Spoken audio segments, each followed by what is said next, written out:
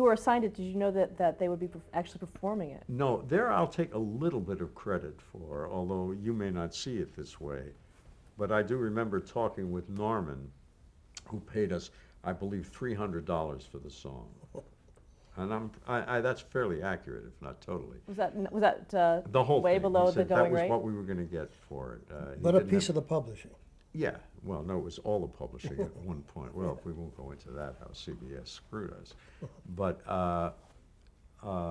he wanted me to score it for orchestra and chorus.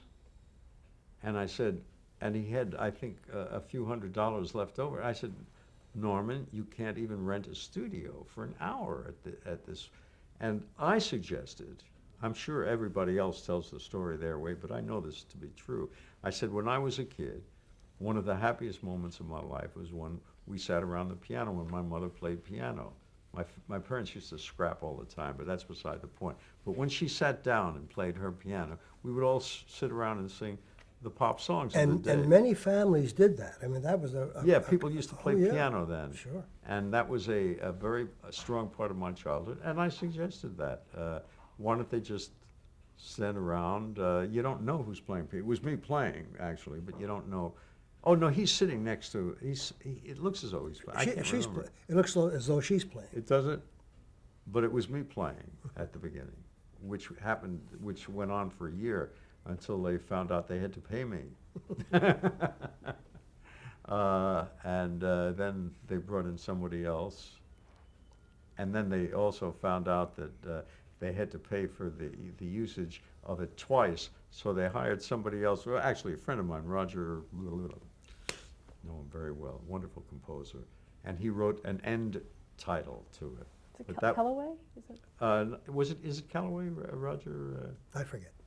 Yeah, whatever. He's a very fine songwriter and everything, and we are friends.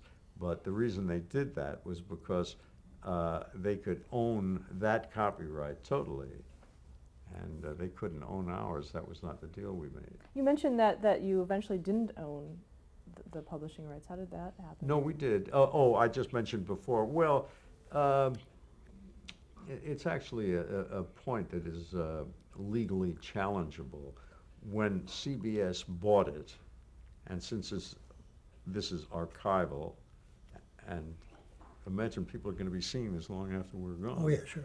Uh, Where are we going? what? Where are we going? I don't know about you. They put the pressure on us. They said this ownership now has to be distributed among Norman's company and CBS. Your memory's better than mine. I'd forgotten Oh, I that. remember it well because it's quite illegal to do that. And we acceded to it. It was that was it. So it's co-owned. In terms of going back to the actual performance of the song, who designated which character would sing which part? I have no idea. Well, no, I think your first lyric, I don't know whether it was designated, but your first saying, boy, the tunes Glenn Miller played sounds like that's a Archie. guy. That's Archie. That's Archie. And, but everything else, Carroll O'Connor was very knowledgeable about. He says, try that upper key. I remember he sat down next to me. He said, no, maybe down a half, and I thought, oh boy. Because sometimes when actors do that, that's like your aunt walking in the house and sniffing your closets or something. But he was what he is. He was perfect. What about Jean Stapleton and how she would? She invented that note.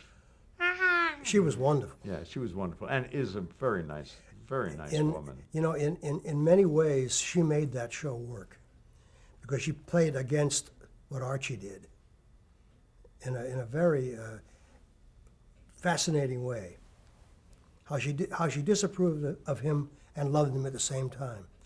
She's a good actress.